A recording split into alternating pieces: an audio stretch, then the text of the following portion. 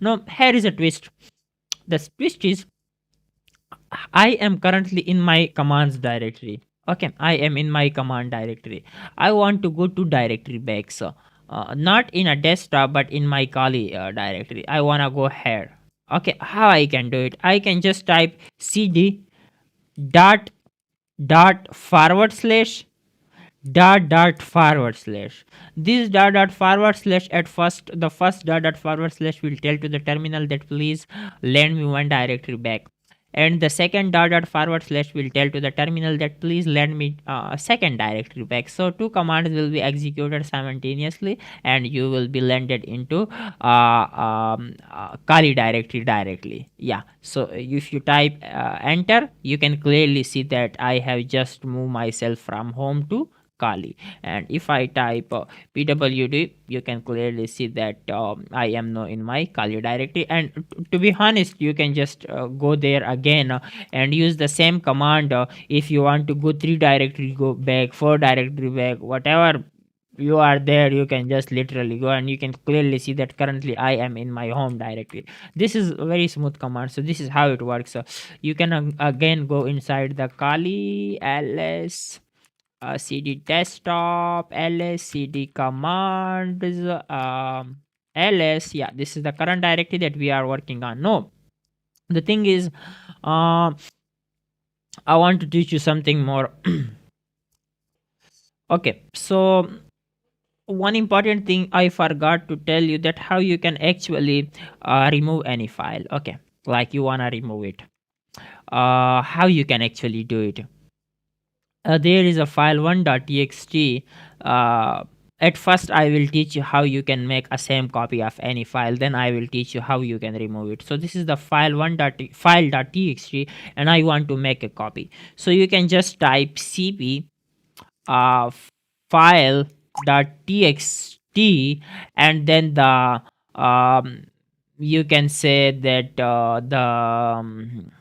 you can give it another name like copy.txt. I hope it work.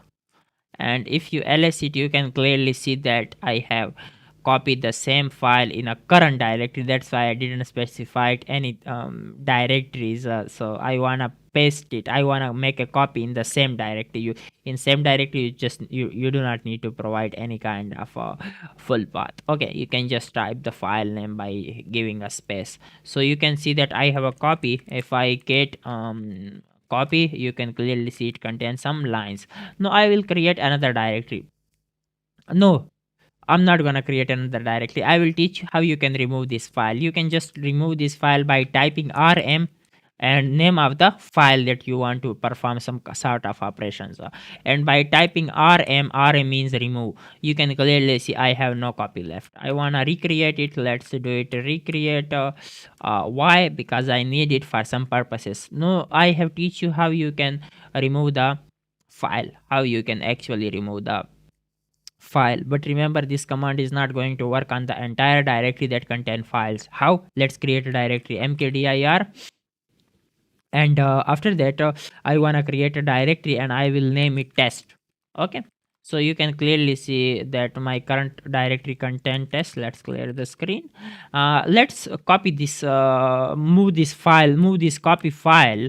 um, I wanna move the copy.txt file inside test directory. Okay, and if you ls it, let's see that is it working. Yeah, it contain the test directory, no contain copy.txt. Let's go one directory back, and I want to remove the test directory. How I can do it? You can just type rm test.txt, and remember they are telling me how you cannot use rm because test is a directory. So you can do it with the help of rm minus sign, like negative sign or hyphen, and rf, and then you can just specify the name of the directory. It will remove all the it will remove that particular directory, and also it will remove the file inside that particular directory. So if you type ls, if you type enter and then ls, you can clearly see the entire directory has been removed literally, including all the you can say all the necessary files inside it. So this is how you can remove directories. Let's go to the notes. Okay. Yeah, that's cool. We have some, like, if you want to give some read um read permission, executable permission, and write permission, how you can do it. For example, I have a bash script. Let's say for example, let's create a bash script. It is not going to be a bash script, just a dummy data. So let's say that it is bash demo script, and I will redirect it in a file, and I will give it a name bash.sh. Bash.sh have always a .sh extension, remember. So if I ls it, you can clearly see that it have bash demo script. Okay, it should not be like this. Rm, let's do it again.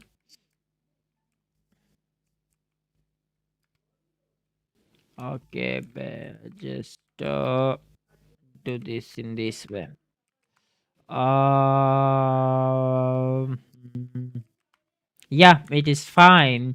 So if I want to give it a read, the thing is, I think I should remove this rm bash demo script, and there should be only a cat bash dot sh.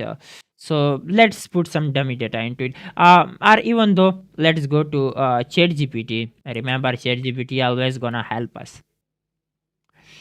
Write me a simple bash script that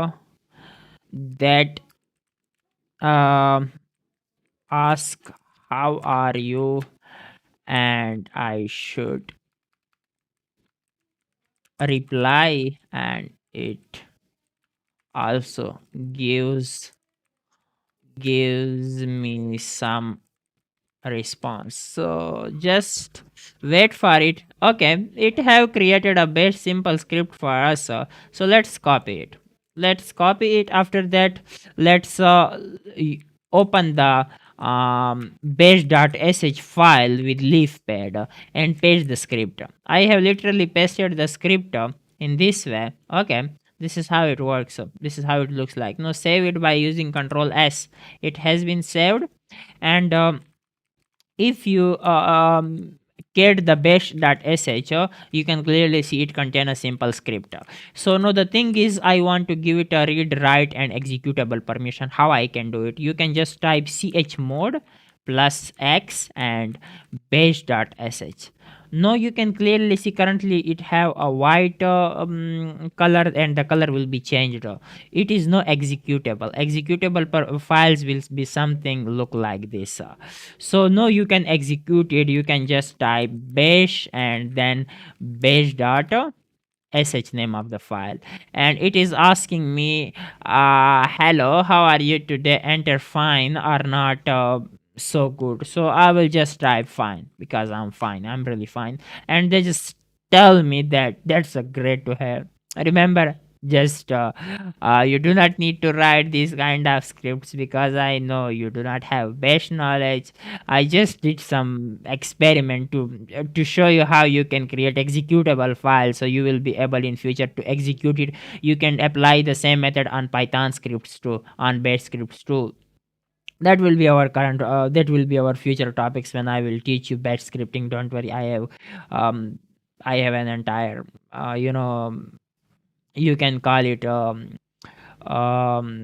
module for bash scripting. So just ignore it right now. Okay, I have teach you how you can create files and put data inside it and execute it. It seems like it is fine. Now the second thing is, if you want to list the current processes, you can just type ps, and it will tell you that, hey, currently this process is running on your current terminal, you can say. And if you want to execute it on the next level, like you want to know about you want to display system information and process, you want to display the system information and processes, you can type top command, top. This top command will tell you what kind of processes is running, what kind of commands they are utilizing, each who is using it, are they a simple user or they are root user. what is the process id of those particular current we can call it process that's are running. So this is how much cpu they are using, how much ram memory they are using. So you can just type control x to stop it. So this is how the top command work. Now the most important thing is, if you want to kill any command, like there is some background process running and you are not interested at all to that they should run further, so you can literally copy their PID, process ID, and just type on the terminal kill. For example, I want to kill a process that have user ID 1494, and when I type enter this literally, to be very honest, this will be no, I want to show you practical. So just let's open any process. This is a tool which have a name of deer search. So seems like I have opened it, and the next thing is, let's retype the top command, top. Okay, so let's see that am I able to see that particular command here or not.